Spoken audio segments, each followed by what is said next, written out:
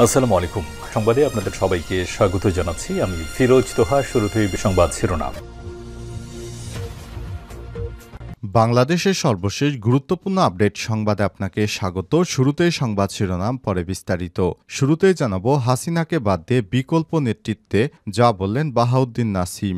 ভারতের পরিকল্পনায় সাবের হোসেন চৌধুরী, শিরিন শারমিন চৌধুরী ও ফজলে নূর তাপসকে সামনে রেখে আওয়ামী লীগের রাজনীতিতে ফেরানোর ষড়যন্ত্র চলছে বলে জানিয়েছেন জাতীয় নাগরিক পার্টি দক্ষিণ অঞ্চলের সংগঠক হাসনাত আবদুল্লাহ। তবে এ বিষয়ে মুখ খুলেছেন আওয়ামী লীগের অন্যতম বড় নেতা বাহাউদ্দিন নাসিম। তিনি কি বলেছেন জানাবো বিস্তারিত, সঙ্গেই থাকুন। এরপর জানাবো আওয়ামী লীগ নিষিদ্ধের বিষয়ে যা বললেন দলগুলো। ক্যান্টনমেন্ট থেকে আওয়ামী লীগকে পুনর্বাসনের পরিকল্পনা করা হচ্ছে বলে সদ্য আত্মপ্রকাশ করা দলগুলো জাতীয় নাগরিক পার্টি এনসিপির সংগঠক হাসনাত আবদুল্লাহ যে অভিযোগ করেছেন সে বিষয়ে নতুন আলোচনার সৃষ্টি হয়েছে। বিএনপি এক কথা বলছে তো জামাত ভিন্ন কথা বলছে। এ বিষয়ে গুরুত্বপূর্ণ সংবাদ থাকবে, সঙ্গেই থাকুন। এদিকে বিএনপির কেউ চাঁদাবাজি করলে তাকে প্রতিহত করুন বললেন ব্যারিস্টার নওশাদ জমির। বিএনপির জাতীয় নির্বাহী কমিটির আন্তর্জাতিক বিষয়ক সম্পাদক ব্যারিস্টার নওশাদ জমির বলেছেন, রাজনীতিতে কোনো ব্যবসা নয়। কেউ যদি বিএনপির নাম ব্যবহার করে চাঁদাবাজি করে তাকে প্রশাসনের কাছে ধরিয়ে দিন। এবারে জানাবো, বিশুদ্ধ পানির জন্য গ্রামে গ্রামে চলছে হাহাকার। হবিগঞ্জের চুনারুঘাট উপজেলার প্রত্যন্ত অঞ্চলে দেখা দিয়েছে বিশুদ্ধ পানির তীব্র সংকট। এছাড়াও নদী খালবিল শুকিয়ে যাওয়ায় জমিতে সেচের পানির চাহিদা মেটানো গেলেও খাওয়ার পানির জন্য চলছে হাহাকার। বিশেষ করে উজান থেকে এই এলাকায় সংকট আরও বেশি। এদিকে ভারতীয় কর্নেলকে বেধড়ক পেটালো পুলিশ। ভারতীয় আর্মি অফিসারকে বেধড়ক মারধর করেছে দেশটির পুলিশ। তাকে রক্ষা করতে আসলে ওই কর্মকর্তার ছেলেকেও লাঞ্ছিত করা হয়েছে বলে অভিযোগ করা হয়েছে। বিষয়টি সিসিটিভি ক্যামেরায় ধরা পড়ে। আজ ভারতীয় সংবাদ মাধ্যম এনডিটিভি বলেছে, পাঞ্জাবের পাতিয়ালায় গাড়ি পার্কিংকে কেন্দ্র করে বিরোধের জেরে এই ঘটনা ঘটে। এবং সর্বশেষ জানাবো, ইসরায়েলের বিমানবন্দর লক্ষ্য করে ক্ষেপণাস্ত্র হামলা। ইসরায়েলে ক্ষেপণাস্ত্র হামলা চালিয়েছে ইয়েমেনের হুতি যোদ্ধারা। ইসরায়েলি সামরিক বাহিনী বলছে, শুক্রবার ২১শে মার্চ ইয়েমেনের থেকে ছোড়া একটি ক্ষেপণাস্ত্রকে তারা বাধা দিয়েছে। প্রিয় দর্শক, এতক্ষণ শুনছিলেন সংবাদ শিরোনাম, এবারে বিস্তারিত। তবে তার আগে বন্ধুরা, অনুরোধ থাকবে সংবাদটিতে একটি লাইক দিন। এই চ্যানেলে আপনি নতুন হয়ে থাকলে আমাদের সংবাদটি দেখতে দেখতে চ্যানেলটি সাবস্ক্রাইব করে রাখুন। কমেন্ট করে বন্ধুরা আপনার মূল্যবান মতামত জানিয়ে দিন আপনি বিশ্বের কোন দেশ থেকে বা বাংলাদেশের কোন স্থান থেকে আমাদের সংবাদটি দেখছেন এবং শুনছেন। এবারে বিস্তারিত। হাসিনাকে বাদ দিয়ে বিকল্প নেতৃত্ব যা বললেন বাহাউদ্দিন নাসিম। ভারতের পরিকল্পনায় সাবের হোসেন চৌধুরী ও শিরিন শারমিন চৌধুরী, ফজলে নূর তাপসকে সামনে রেখে আওয়ামী লীগকে রাজনীতিতে ফেরানোর ষড়যন্ত্র চলছে বলে জানিয়েছে জাতীয় নাগরিক পার্টি দক্ষিণাঞ্চলের সংগঠক হাসনাত আবদুল্লাহ। সেনাবাহিনীর বিরুদ্ধে আওয়ামী লীগকে পুনর্বাসনের ষড়যন্ত্রের যে অভিযোগ হাসনাত আবদুল্লাহ নিয়ে আসছেন তা রাজনৈতিক অঙ্গনের নতুন বিতর্কের জন্ম দিয়েছে। এ বিষয়ে এবার মুখ খুললেন আওয়ামী লীগের যুগ্ম সাধারণ সম্পাদক আফম বাহাউদ্দিন নাসিম। হাসনাত আবদুল্লাহ অভিযোগ নিয়ে বিএনপি, জামাত ছাড়াও বিভিন্ন দল ভিন্ন ভিন্ন মত প্রকাশ করেছে। আওয়ামী লীগ কিভাবে নিচ্ছে বিষয়টিকে তা নিয়েও নানা আলোচনা চলছে। কারণ শেখ হাসিনা সহ দলটির মূল নেতৃত্বকে বাদ দিয়ে বিকল্প নেতৃত্বের কথা এসছে। দলটির যুগ্ম সাধারণ সম্পাদক আফম বাহাউদ্দিন নাসিম এখন দেশের বাইরে অবস্থান করছেন। তার সঙ্গে যোগাযোগ করা হলে তিনি বিবিসিকে বলেছেন, চলমান বিষয় সম্বন্ধে আমার কিছু জানা নেই। কে বলেছে, কারা বলেছে আমার জানা নেই। তার কাছে জানতে চাওয়া হয়েছিল সাবের হোসেন চৌধুরী, শিরিন শারমিন চৌধুরী এবং শেখ ফজলে নূর তাপসকে সামনে রেখে আওয়ামী লীগ রাজনীতিতে ফিরবে কিনা।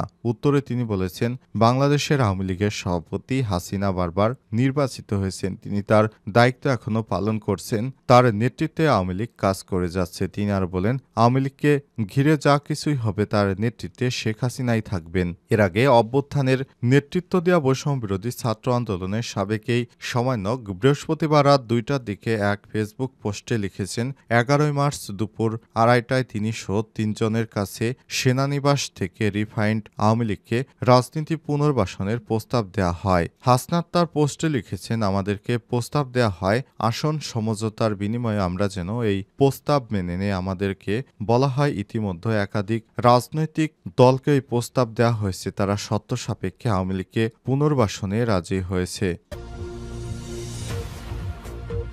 আওয়ামী লীগ নিষিদ্ধের বিষয়ে যা বলল দলগুলো। ক্যান্টনমেন্ট থেকে আওয়ামী লীগকে পুনর্বাসনের পরিকল্পনা করা হচ্ছে বলে সদ্য আত্মপ্রকাশ করা দল জাতীয় নাগরিক পার্টি এনসিপির সংগঠক হাসনাত আব্দুল্লাহ যে অভিযোগ করেছেন তা নতুন আলোচনা সৃষ্টি করেছে।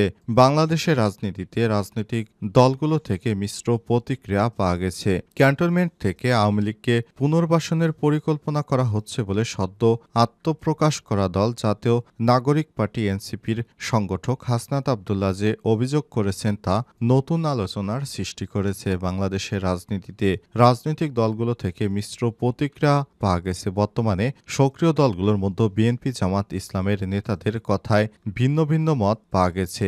বিএনপি জ্যেষ্ঠ যুগ্ম মহাসচিব রুহুল কবির রিজভী আজ ঢাকার এক অনুষ্ঠানে বলেছেন, গণহত্যা ও লুটপাটের সাথে জড়িত নন এমন কারো নেতৃত্বে আওয়ামী লীগের রাজনীতিতে কোনো বাধা নেই। রিজভীর বক্তব্যে বিএনপির অবস্থানের এমন ইঙ্গিত পাওয়া যাচ্ছে যে বিকল্প নেতৃত্ব নিয়ে আওয়ামী লীগ ফিরলে তাকে তাদের আপত্তি থাকবে না। তবে জামাত ইসলাম নেতাদের ভিন্ন অবস্থান দেখা যাচ্ছে। দলটি আমির শফিকুর রহমান জানিয়েছেন তার ভেরিফাইড ফেসবুক পোস্টে। তিনি বলেছেন, আওয়ামী লীগকে পুনর্বাসন জনগণ মেনে নেবে না। জামাতের আমিরের বক্তব্যে এনসিপির হাসনাত আব্দুল্লাহর অবস্থান সমর্থন করেছে বলে মনে করেছে রাজনৈতিক বিশ্লেষকরা। অন্য দলগুলোর মধ্যে ভিন্ন ভিন্ন মত রয়েছে। উল্লেখ্য, হাসনাত আব্দুল্লাহ বৃহস্পতিবার ২০ মার্চ মধ্যরাতে তার ভেরিফাইড ফেসবুক প্রোফাইল থেকে এক স্ট্যাটাস দিয়ে দাবি করেন সেনাবাহিনী থেকে তাদের উপর চাপ প্রয়োগ করা হচ্ছে যাতে আওয়ামী লীগকে পুনর্বাসন করার প্রস্তাব মেনে নেওয়া হয়। বিষয়টি তিনি তার রিফাইন্ড আওয়ামী লীগ নামে নতুন একটি ষড়যন্ত্র হিসেবে বর্ণনা করেছেন। বিএনপির কেউ চাঁদাবাজি করলে তাকে প্রতিহত করুন বললেন ব্যারিস্টার নওশাদ জমির। বিএনপির জাতীয় নির্বাহী কমিটির আন্তর্জাতিক বিষয়ক সম্পাদক ব্যারিস্টার নওশাদ জমির বলেছেন, রাজনীতিতে বিএনপি অনেক নেতাকর্মীকে চাঁদাবাজি করতে দেখা যাচ্ছে। রাজনীতি কোনো ব্যবসা নয়, কোনো ব্যবসার হাতিয়ারও নয়। যদি দেখেন আমাদের বিএনপি নেতাদের কেউ রাজনীতিকে ব্যবসায় পরিণত করেছে, সেই ব্যবসা আমরা বন্ধ করে দেব। শুক্রবার ২১শে মার্চ সন্ধ্যায় পঞ্চগড় পৌর বিএনপির আয়োজিত ইফতার মাহফিলে এসব কথা বলেছেন ব্যারিস্টার। এ সময় তিনি জানিয়েছেন, শেখ হাসিনা পালিয়ে যাবার পর বেশ কিছু সময় আমরা লক্ষ্য করেছি অনেক জায়গায় বিএনপির নাম পদপদবি ব্যবহার করে অনেকেই চাঁদাবাজি করছেন। এদের বিরুদ্ধে আমাদের দলের শক্ত অবস্থান। এমন কোনো ব্যক্তির জন্য দলের ভাবমূর্তি ক্ষুণ্ণ হয় তাদেরকে আইনের আওতায় নিয়ে আসতে হবে। দলকে যারা ব্যবসা প্রতিষ্ঠান মনে করবে যে এখানে গেলেই এখান থেকে পয়সা রোজগার করা যাবে, তাদের বিরুদ্ধে কঠিন সাংগঠনিক ব্যবস্থা গ্রহণ করা হবে। এদের বিরুদ্ধে আমাদের দলীয় প্রধান বিএনপির চেয়ারপারসন বেগম খালেদা জিয়া সহ বিএনপির ভারপ্রাপ্ত চেয়ারম্যান তারেক রহমানের নির্দেশনা রয়েছে যে দলের কেউ যদি বিশৃঙ্খলা করে বা জনগণের মতামতের বাইরে গিয়ে এমন কোনো কাজ করে যাতে জনগণের কাছে আমাদের দলের ভাবমূর্তি নষ্ট হয়, তাহলে তার বিরুদ্ধে সাংগঠনিক সহ প্রশাসনিক ব্যবস্থা গ্রহণ করতে হবে। দলের মধ্যে চাঁদাবাজি, হানাহানি, রাহাজানি চলতে দেওয়া হবে না। মুষ্টিমেয় কিছু লোকের কারণে এ ধরনের কর্মকাণ্ড হবে সে বিষয়টি আমরা মেনে নেব না বলেও জানান তিনি। এ সময় তিনি বিএনপির নেতাকর্মীদের ভিতরে যারা অনুপ্রবেশকারী রয়েছেন তাদেরকেও প্রতিহত করার ঘোষণা দিয়েছেন। তিনি জানান, বিগত ১৭ বছরে আওয়ামী লীগের রাজনীতির সঙ্গে যুক্ত এমন অনেক লোকই এখন বিএনপির বড় নেতা সেজেছেন। এদের বিরুদ্ধেও ব্যবস্থা গ্রহণের সময় এসছে। আমাদের রাজনৈতিক দলকে শুদ্ধি অভিযানের মাধ্যমে বিএনপি থেকে এই বহিরাগতদেরকে সরাতে হবে। তা না হলে বিএনপির যে ভাবমূর্তি ছিল সেটি জনগণের কাছে ক্ষুণ্ণ হয়ে যাবে। ৫ই আগস্টের পর বিভিন্ন ঘটনায় বিএনপির অবস্থান এমনিতেই অনেকটা ক্ষুণ্ণ হয়ে গেছে। বিশুদ্ধ পানির জন্য গ্রামে গ্রামে চলছে হাহাকার। হবিগঞ্জের চুনারুঘাট উপজেলার প্রত্যন্ত অঞ্চলে দেখা দিয়েছে বিশুদ্ধ পানির তীব্র সংকট। এছাড়াও নদীবিল থেকে জমিতে পানির চাহিদা মেটানো গেলেও খাওয়ার পানির জন্য গ্রামে গ্রামে চলছে হাহাকার। বিশেষ করে উজান এলাকায় এই সংকট আরও বেশি দেখা দিয়েছে। খোঁজ নিয়ে জানা গেছে উপজেলার খোয়াই নদীর পানি শুকিয়ে গেছে। ইসালিয়া এবং সুতাং নদীতে এখন পানি নেই। এছাড়াও পানি উঠছে না গভীর নলকূপেও। এমনকি কোনো কোনো গ্রামে ভূগর্ভস্থ পানির স্তর নিচে নেমে যায়, মোটরেও পানি তোলা সম্ভব হচ্ছে না। উপজেলার দেওয়ারগাছ গ্রামের আসমা বেগম বলেছেন, আমাদের এলাকায় কখনো পানির অভাব হবে চিন্তাও করিনি, অথচ এখন টিউবওয়েলে পানি উঠছে না। কয়েক বছর পর হয়তো আর পানি মিলবে না। উপজেলার কৃষি বিভাগ জানায়, নদী ও বিল শুকিয়ে যায়, বোরো জমিতে সেচের জন্য তোলা হচ্ছে ভূগর্ভস্থ পানি। উপজেলার 10টি ইউনিয়ন ও পৌরসভায় প্রায় 4,000 গভীর অগভীর নলকূপের মাধ্যমে বোরো জমিতে সেচ দেওয়া হচ্ছে। ভুক্তভোগীরা বলছেন, গ্রামে এখনও বোরো ধানের জন্য বসানো শক্তিশালী সেচ প্রকল্পগুলো ভূগর্ভস্থ পানি টেনে নিচ্ছে, যে কারণে গ্রামের নলকূপগুলোতে পানি উঠছে না। সাটিয়াজুড়ি এলাকায় কাজী সুজন বলেছেন, আমাদের এলাকায় নদী না থাকায় জমিতে সেচ নিয়ে সমস্যা হয়। নেই খাল বিলের পানি। গ্রামের চারপাশে অনেকগুলো সেচ প্রকল্প বসানো হয়, এগুলো মাটির নিচ থেকে পানি টেনে নেওয়া।